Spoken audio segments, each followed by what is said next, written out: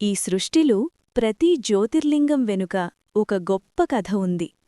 అందులో మొదటిది సోమనాథ జ్యోతిర్లింగం.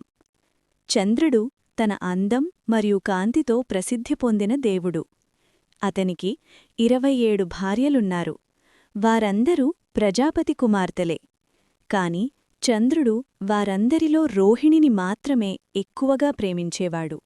ఇది చూసి దక్ష ప్రజాపతి కోపంతో మండిపోయాడు. నువ్వు నీ కర్తవ్యాన్ని మర్చిపోయావు అంటూ చంద్రుడికి ఘోరమైన శాపమిచ్చాడు. ఆ శాపం వల్ల చంద్రుడు తన కాంతిని, తన శక్తిని నెమ్మదిగా కోల్పోవడం ప్రారంభించాడు. రోజురోజుకీ చంద్రుడు బలహీనంగా మారుతూ, తన ప్రకాశాన్ని కోల్పోతూ, లోకానికి వెలుగినిచ్చే అతడే చీకటిలో మునిగిపోతున్నాడు. ఆపదలో పడిన చంద్రుడు చివరికి ఒకే ఆశ్రయం వైపు తిరిగాడు. అతడు భక్తితో నిస్వార్థంగా ఎంతో కాలం తపస్సు చేశాడు. ఆ తపస్సుతో పరమశివుడు ప్రసన్నమయ్యాడు. శివుడు చంద్రుడికి దర్శనమిచ్చి శాపాన్ని పూర్తిగా తొలగించలేదు. కాని ఒక వరమిచ్చాడు.